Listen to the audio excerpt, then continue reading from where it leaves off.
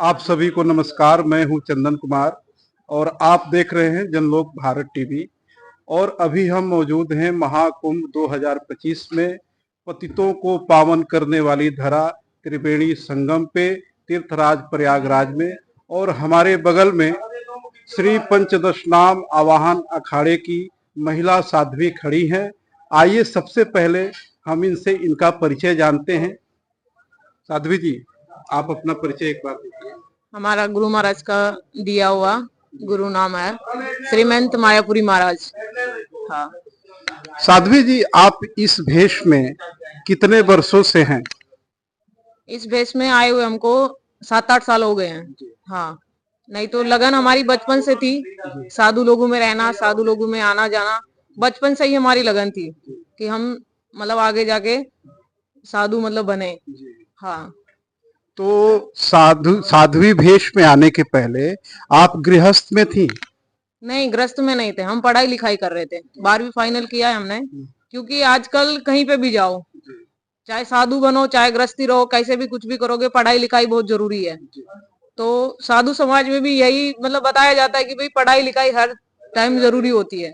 हाँ, इसलिए हमने 12वीं फाइनल पढ़ाई किया है। उसके बाद हम साधु जीवन में आए। 2019 में हमारा संस्कार हुआ था, यही कुंभ मेला था, उसमें हमारे संस्कार करवाए थे हमारे गुरु महाराज ने।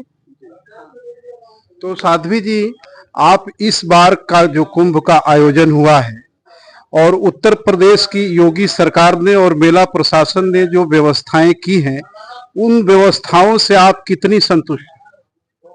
जो योगी सरकार में जो सुविधाएं मिली है हम लोगों को, हम उस सभी सुविधा से बहुत संतुष्ट भी है। और बहुत कुछ ऐसी सुविधाएं हैं जो अभी तक मिली नहीं है।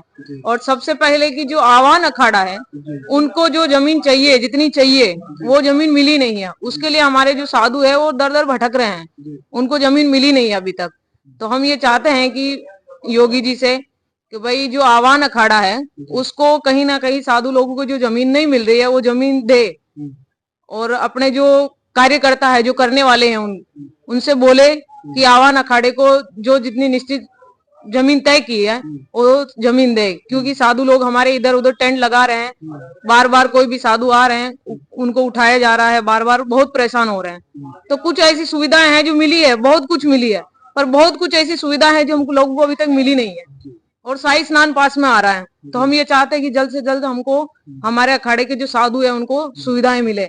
तो साध्वी जी, क्या आप आवाहन अखाड़े के पदाधिकारियों ने मेला प्रशासन से इस विषय में बातचीत किया है? जी, मेला अधिकारियों से बात हुई है। हमारे जो उच्च पदाधिकारी है उन लोगों ने बात किया है, फिर बात किया भी है और बोले हैं कि हाँ हमें मतलब जगह दी जाएगी, पर वो जगह मिली नहीं है। नहीं मिलने के कारण हमारे बहुत साधु परेशान हो रहे हैं, बार बार अभी तक टेंट लगाने पे उखाड़े जा रहे हैं। तो हम यही चाहते हैं कि जो हमारे साधु लोगों को जो जमीन नहीं मिली है, जो योगी सरकार के माध्यम से हम ये चाहते हैं कि उन कार्यकर्ताओं को कहे और हमारे साधुओं को जो जमीन मिलनी चाहिए वो देनी होगी। तो क्या लगता है साध्वी जी, क्या उम्मीद रखती हैं कि मेला प्रशासन आने वाले 1-2 दिन में आप लोगों को जमीन मुहैया करा देगी? जी, योगी सरकार के इस मतलब दौर में ऐसा लगता है कि हाँ 1-2 दिन में हम लोग लड़ाई भी कर रहे हैं इस स्तर के ऊपर, तो हमको ऐसा लग रहा है कि मिलेगी। हाँ, पर अभी बहुत ज्यादा दिक्कत हो रही है। तो हम यही चाहते हैं कि भाई जो भी है यहाँ के कार्यकर्ता, वो हमारे अखाड़ों को, साधुओं को मतलब निश्चित जो जगह निश्चित कर रखी है वो जमीन दे, क्योंकि बहुत परेशान हो रहे हैं हमारे साधु लोग। हाँ। तो साध्वी जी, अंत में एक सवाल मैं आपसे ये करना चाहता हूँ कि हमारे इस वीडियो को देखने के बाद अगर कोई दर्शक आपसे आपका आशीर्वाद लेना चाहे तो आपसे वो कहाँ पे मिल सकता है? जी, हम हरियाणा में रहते हैं, करनाल कुरुक्षेत्र में रहते हैं हम।